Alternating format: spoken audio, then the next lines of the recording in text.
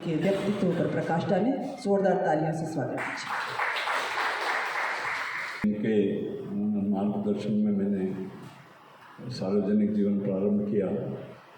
माननीय धर्मेंद्र भाई साहब मेरे बाल सखा साथी सहयोगी भाई कुंजन जी, सभागार में विराजमान साहित्य प्रेमी भाई और बहनों, दीनदयाल जी उपाध्याय व्यक्ति नहीं, स्वयं में एक संस्था थे और प्रायः उन्हें जनसंघ और संघ के नाम से जाना गया, पर वे मूलतः पत्रकार और साहित्यकार थे।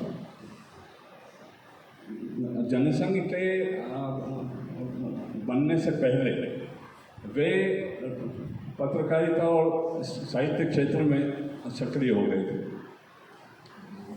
जैसा कि मेरे पूर्व वक्ता ने बताया कि जगत गुरु शंकराचार्य, टू प्लान्स, सम्राट चंद्रगुप्त, राष्ट्र जीवन की दिशा, राष्ट्र चिंतन, जम्मू कश्मीर, संघ संस्थापक जी की जीवनी, पॉलिटिकल डायरी, बहुत सारा साहित्यिक काम उन्होंने जनसंघ में जाने से पूर्व ही कर दिया। पर प्रचार जनसंघ के काम को ज़्यादा मिला। जब मैंने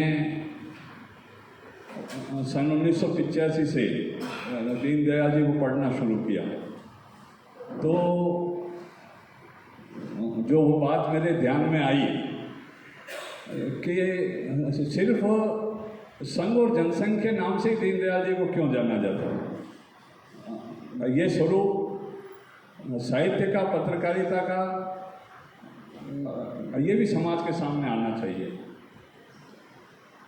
बहुत सालों तक मेरे मन में ये प्रश्न चलता रहा। तो जब मैंने पीएचडी के शोध का योग बना, तो मैंने जो शोध प्रस्ताव बनाया वो शोध प्रस्ताव था पत्रकार के रूप में दीनदयाल उपाध्याय। और जब मैंने ये सारा शोध करने के लिए देश के 5 प्रांतों में मेरा जाना हुआ, जो लोग दीनदयाल जी के साथ में रहे, जो अभी जीवित हैं, उनसे मैंने साक्षात्कार किए। जो दीनदयाल जी से संबंधित साहित्य है वह भी ढूंढने का प्रयास किया। जहाँ जहाँ जन्म से लेकर के वो रहे और जहाँ जहाँ उनका कार्यक्षेत्र रहा, वहाँ भी मेरा जाना हुआ। सारी बातों में से जो ध्यान आया कि दीनदयाल जी का साहित्यिक स्वरूप क्यों छिपा रहा, तो उसका कारण दीनदयाल जी स्वयं थे। क्योंकि वो नाम से कुछ छपवाना नहीं चाहते थे।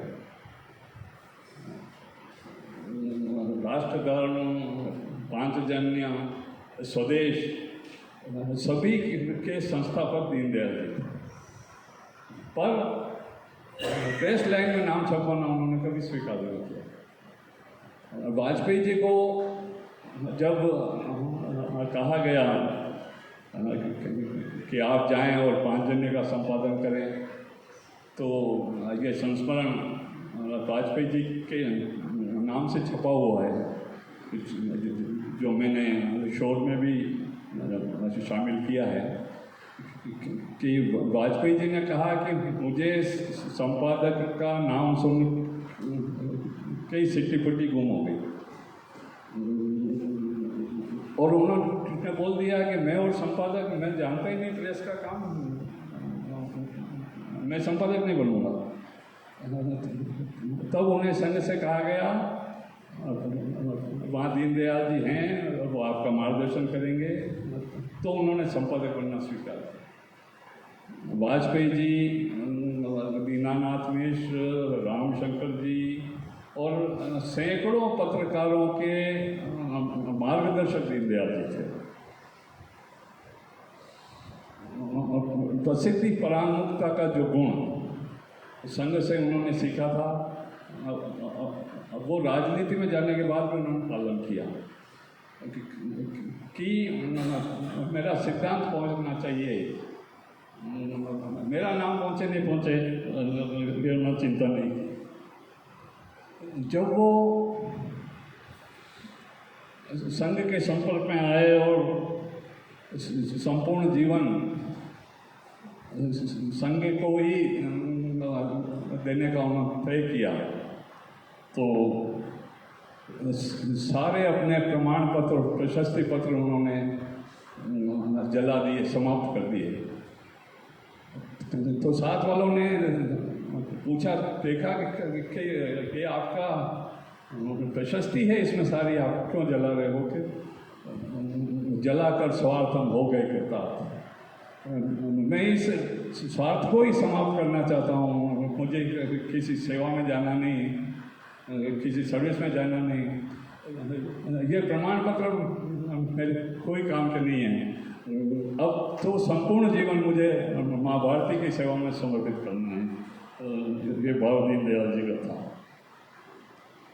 और जब वो जनसंघ के राष्ट्रीय अध्यक्ष बन गए कालीकट में, वहाँ उनकी शोभा यात्रा हुई और शोभा यात्रा में स्वागत होता है, जो आज चुना जाता है उसका स्वागत होता है, बड़ा घूमते हैं। शोभा यात्रा के बाद उन्होंने कहा कार्यकर्ताओं को कि आपके यहाँ की जो भाषा है मलयालम, संस्कृत से उसका बड़ा साम्य है। तो वहाँ के लोगों ने कहा कि आपका तो यहाँ 2 बार कुल आए हो, आप भाषा के बारे में क्या जानते हो आप? तो उन्होंने कहा कि मेरी जब शोभा यात्रा हो रही थी तो मैं जो बोर्ड होते हैं दुकानों के वो पढ़ रहा था। पढ़ते पढ़ते ध्यान आया कि ये भाषा सीखी जा सकती है, संस्कृत से इसका बड़ा साम्य है। तो जो व्यक्ति किसी पद पे चुना गया हो, उसकी शोभा यात्रा हो रही हो, जिंदाबाद हो रहा हो, जैसे स्वागत हो रहा हो, स्वागत के बीच में वो व्यक्ति भाषा सीखने का प्रयास है। ये था दीनदयाल जी का साहित्यिक प्रेम और भाषा प्रेम। जहाँ तक